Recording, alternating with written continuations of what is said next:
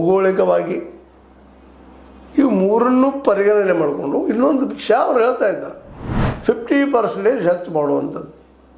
ಈಗ 100 ಇದ್ದರೆ ಮತ್ತೊಂದು 50 ಎಕ್ಸ್ಟ್ರಾ ಮಾಡೋದು, ಹಾಫ್ ಆ ರೀತಿ ಮಾಡುವಂಥದ್ದು. ಇದನ್ನು ನೀವು ಮಾಡಿರಿ, ಮಾಡ್ತೀನಂತ ಹೇಳಿದವರು ಇದನ್ನು ಮಾಡಿ ನೀವು ಕರಡು ತೊಗೊಂಬರ್ರಿ.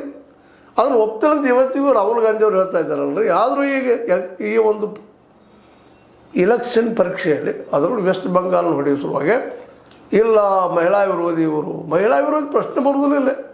ಕೊಟ್ಟು ಆಗಿದ್ರೆ ಈಗಾಗಲೇ ಅದನ್ನು ಸುಮ್ಮನೆ ಇಲೆಕ್ಷನ್ ಪ್ರಚಾರ ಸಲುವಾಗಿ ಇದನ್ನು ಉಪಯೋಗ ಮಾಡೋದು ಎಷ್ಟು ಮಟ್ಟಿಗೆ ಸರಿ. ಮತ್ತು ಜಾತಿ ಸರ್ವೆ ಅಂತ ಆಗಲೇಬೇಕಾಗಿದೆ ಈ ದೇಶದಲ್ಲಿ.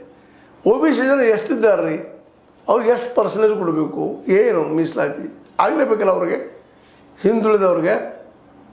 ಅದೇ ಕಾಲಕ್ಕೆ SC ST ಮೇಲೆಲ್ಲ ಆಗ್ತಾನೆ ಇರ್ತದೆ. OBCದಾಗಿಲ್ಲ 1931 ಆದಂಥದ್ದು, ಅದ್ರ ಮೇಲೆ ಆಗೇ ಇಲ್ಲ ಜಾತಿ ಗಣತಿ. ಅದನ್ನು ಮಾಡಿ ಆಮೇಲೆ ನೀವು ಜನಸಂಖ್ಯೆ ಸರ್ವೆ ಮಾಡಿ ನಂತರ ಕ್ಷೇತ್ರ ಮರುವಿಂಗಡಣೆ ಮಾಡಿ ದಕ್ಷಿಣದಲ್ಲಿ ಜನಸಂಖ್ಯೆ ಕಡಿಮೆ ಇದೆ ಅದಕ್ಕಾಗಲಿ 50% ಹೆಚ್ಚು ಮಾಡಿ ಸೀಟ್ಗಳು ಹೆಚ್ಚು ಮಾಡಿರಿ.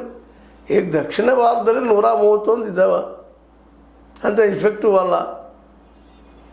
ಯಾಕಪ್ಪ ಅಂದ್ರೆ ಉತ್ತರ ಭಾರತದಲ್ಲೇ ಫಿಕ್ಸ್ ಆಗಿ ಒಂದೇ ಕಡೆ ಮತ ಹೋದಪ್ಪ ಅಂದ್ರೆ ಒಂದು ಪಕ್ಷಕ್ಕೆ ಹೋದ್ರೆ ನಿಶ್ಚಿತವಾಗಿ ಉತ್ತರ ಭಾರತದ ಮನುಷ್ಯರು ನಿರಂತರವಾಗಿ ಹೋಗ್ತಾರೆ. ಇಲ್ಲಂತೆ ಆಯ್ತಂದ್ರೆ ಜನಸಂಖ್ಯೆ ಒಂದೇ ಆಧಾರ ಮೇಲೆ ಆಯ್ತಪ್ಪ ಅಂತಂದ್ರೆ ನಿಶ್ಚಿತವಾಗಿ ಉತ್ತರ ಭಾರತ ಎಲ್ಲ ಯಾರ ಕಡೆ ಬಲವಾಗ್ತದೋ ಅವರ